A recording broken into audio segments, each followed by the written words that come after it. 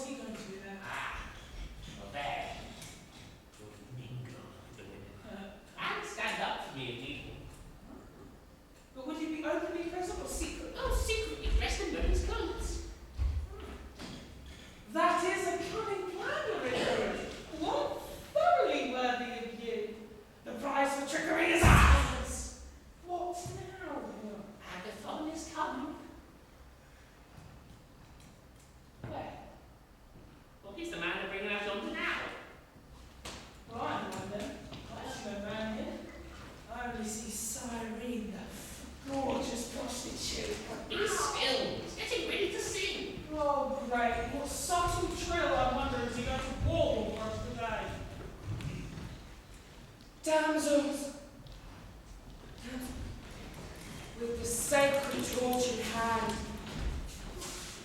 Unite your dances to shouts of joy in honour of the nether goddesses. Celebrate the freedom of your country. To what divinity is your homage addressed? I wish to mingle mine with it. O Muse, glorify Phoebus with his golden bow, who erected the walls of the city of the Troy. To thee, O Phoebus, I dedicate the beauty of song. To thee, sacred victor and poetic. Oh, and praise be to Artemis, the maiden huntress, who wanders on the mountains and through the woods. I, in my turn, celebrate the everlasting happiness of the chaste Artemis, the mighty daughter of Latona. And the tones of the Asiatic lyre, which wed so well with the dances of the Phrygian graces. I do honor to the divine Latona, and to the lyre, the mother of songs of male and noble strains. The eyes of the goddess sparkle when listening to our enthusiastic chants. Honor to the powerful Phoebus. Hail Latona!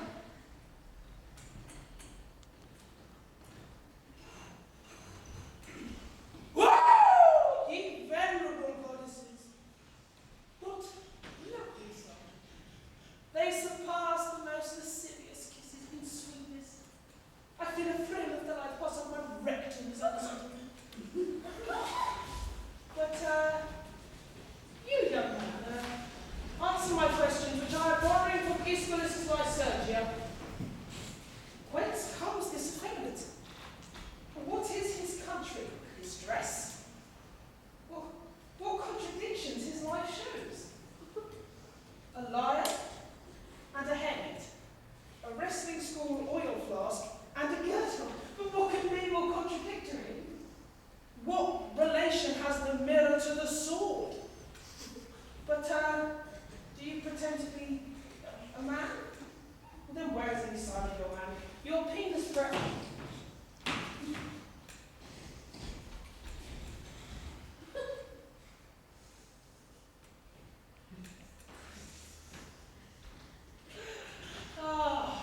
Well then do you pretend to be a woman? Then, where are your breasts? But you keep silent, don't you? Nevertheless, your songs display your character quite sufficiently. Oh, old man, old man. Oh, I hear the shafts of jealousy whistling by my ear. They do not hit me. My dress is in harmony with my thoughts. A poet must adopt the nature of his character. Thus, if he is placing women on the stage, he must contract all their habits in his own person. Oh, well then you ride the high horse when you are composing a play. If the heroes are men, everything in him will be man. What we don't possess by nature, we must acquire by imitation. Oh, well,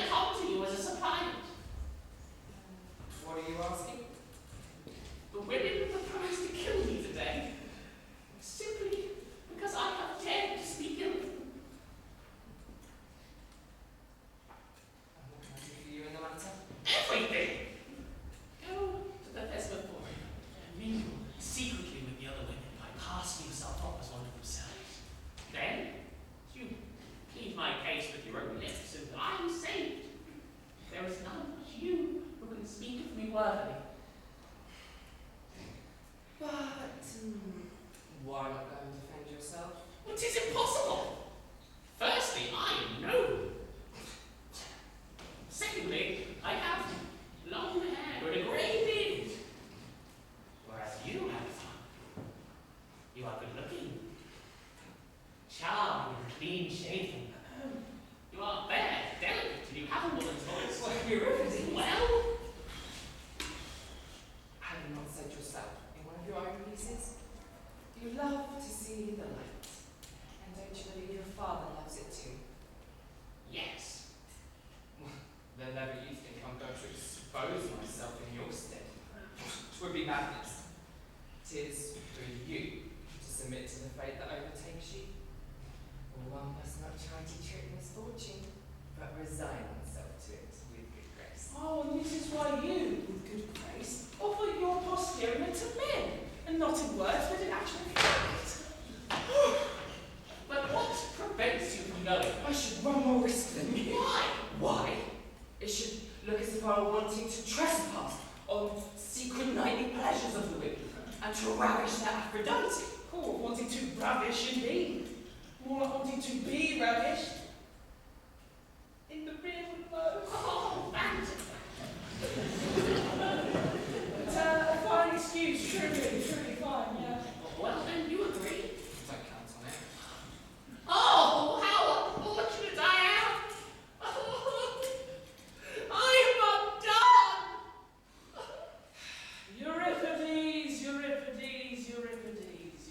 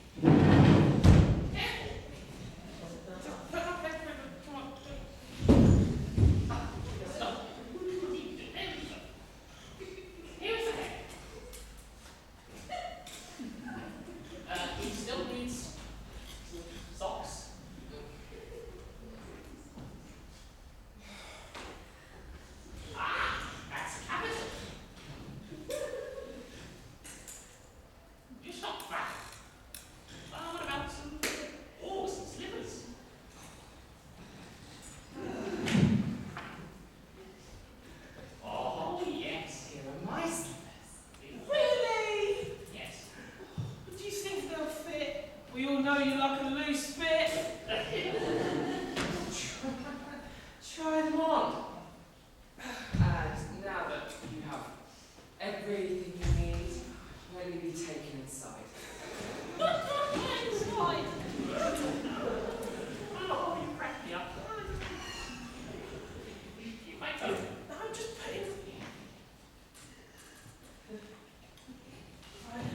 Nothing sickening. Ooh. You for all the world like a woman's song. But when you talk, make sure to lend your voice a woman's tone. I'll try my best. Like that. Right, now get yourself to the temple. No! Not unless you swear to me What? that if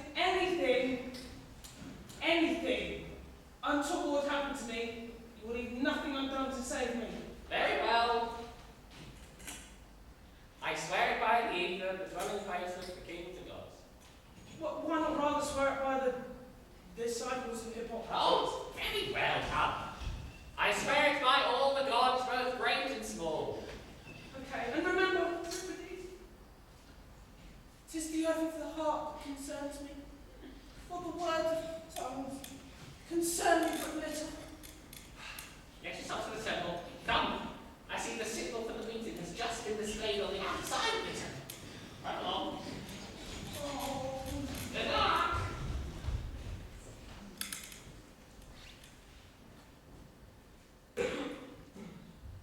Silence! Silence! I am now going to talk in a cultured manner, which by the looks of things will be lost on most of you. Pray to the Thesmophoria, Demeter and Cora.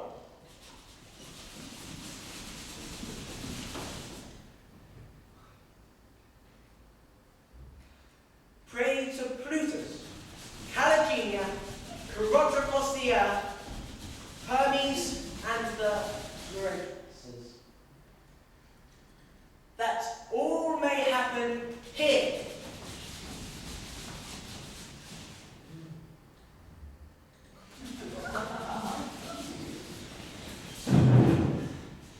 That all may happen here for the best of this gathering, both for the greatest advantage of Athens and for our own personal happiness. May the awards be given her, who, by both deeds and words, has most deserved it from the Athenian people, and from the women. Address these prayers to heaven, and demand happiness for yourselves. Let us rejoice! May the gods deign to accept our vows and our prayers. Yes! Almighty Zeus, and now God with the golden lion, who reigns on sacred Delos, and now... Pallas Athena, invincible virgin, with the eyes of blue, and the golden spear who protects our illustrious city. And now, the daughter of beautiful Latona, the queen of the forest, hasten hither at my call. Come! Mighty Poseidon, king of the ocean, leave thy stormy whirlpool. Come! Goddesses of the sea, come! Ye nymphs who wander on the mountains, let us unite our voices, sounds of the golden lyre, and may wisdom preside at the gatherings of the noble matrons of Athens! Address your prayers to the gods and goddesses of Olympus, of Delphi, Delos, and all other places. If there be a man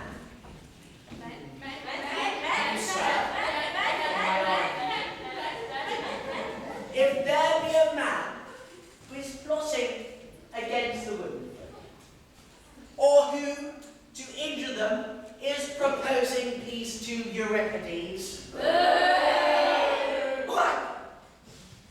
or who aspires to usurping the tyranny, plots the return of the tyrant, or who, unmarked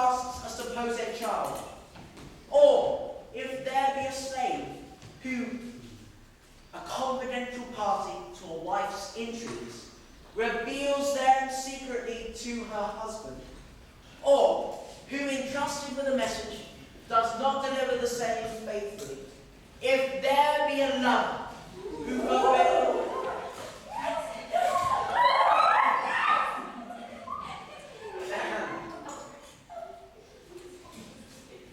Thank you. If there be a lover who fulfills naught of what he has promised a woman, whom he has abused on the strength of his lies, if there be an old woman who seduces the lover of a maiden by dint of her presence, and treacherously receives him in her house, if there be a host or hostess who sells false measure, pray the gods that they will overwhelm them with their wrath, both them and their families, and that they may reserve all their favours for you.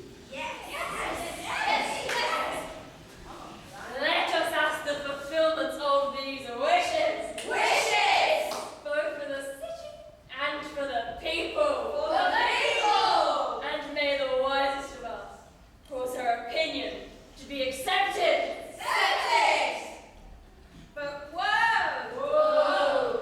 Whoa! To those women who break their oaths, who speculate on public misfortune, who seek to alter the laws and the decrees, who reveal our secrets to the foe and admit our meetings into the territory so that they may devastate it. No! I declare this both criminal and impious.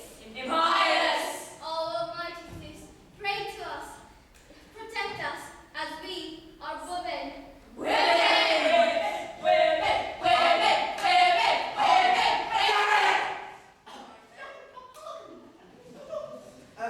Hearken, all of you. This is the decree passed by... We can't read. Oh, mighty Zeus. There will be a gathering of the people on the morning of the third day of the Thesmophoria,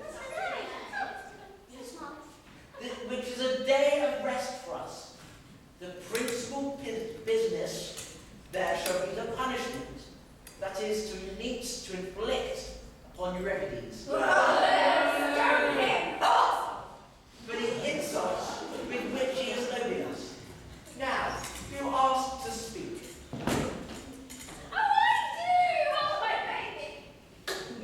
First, hold this garment, and then speak. Silence. Let all be quiet. Pay attention, for she is spitting as orators usually do. No doubt she has much to say. No. Writing down, I'm starting! If I have asked to speak, may the goddesses bear me witness, it was not for sake of ostentation. But I have long been pained to see this Euripides. Son of the green star.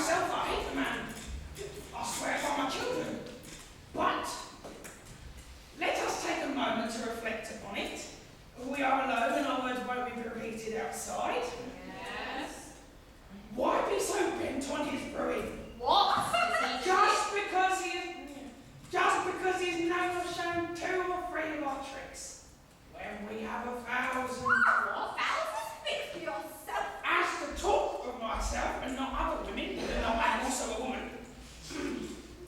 I have many a great sin upon my conscience, but this is the blackest of them. I have been married for 3 days. My husband lay beside me. I had a lover who had seduced me when I was 7 years old. One night, driven by his passion, he came scratching at the door. And I knew at once that he was going down noiselessly. My husband said, "Where are you going?" "I am suffering terribly with colic, and am going to the closet." "Go," he said, and started pounding together juniper berries, aniseed, and yes, sage. As for myself, I moistened the door hinges as to not make a sound, and then made my way out to my lover, who I found half reclining upon the Apollo altar, just holding onto the laurel branch. Where now? Oh, has Euripides ever spoken of this? What about when we bestow our favours on slaves or muleteers for want of better? Has he ever spoken of this? Or what about when we eat garlic early in the morning, so that our husband may return from a night's watch on the city walls, smell our breath, and be reassured that nothing has happened? Has he ever breathed a word of this? I know of one woman who opened her dress as to show her husband in the daylight, and by doing so, hid her lover and afforded him a means of escape. Or of another, who for 10 whole days pretended to be suffering the pains of labour, until an old woman had brought her a son in a stew pot. She bunged up his mouth with honey so that it would not cry, and with a subtle signal, she told the wife that the baby was here. As she began exclaiming at once,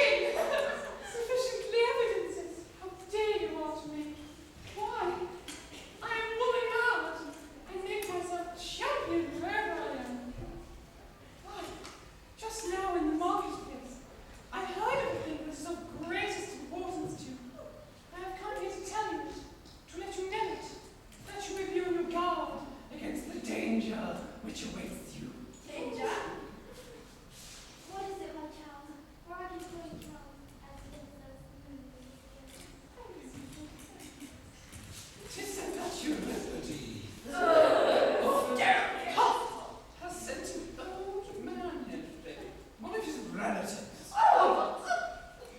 With what object? What is its purpose? It's letting you hear your speeches and tell of your deliberations and intentions. Our man found breakfast on women. It is said that Euripides is singed and depilated and disguised him as a woman. This is pure invention. What man would let himself be shaved and depilated? As for myself, I don't believe a word of it. Are you mad? I would not have come here to tell you if I did not have it on undisputable authority. Great gods, what is it you tell us? Come with me. We must look. Where can this man hid himself? Escape our notice! Oh, help us sometime, please. We shall thus owe you double thanks. Well then, let's start with you. Who are you? Each and every one must pass the skill with you. You ask me who I am! I am the wife of Cleonemus!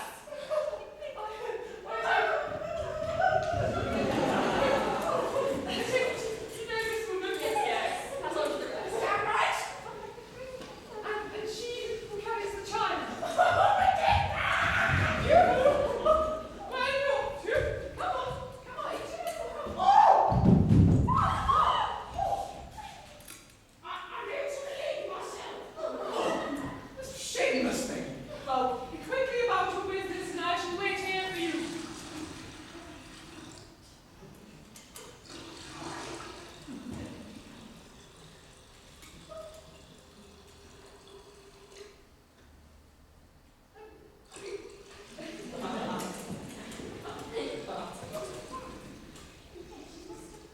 You are a long time about your business. Yes, I'm here. For I press yesterday. Shouting about press. Come here.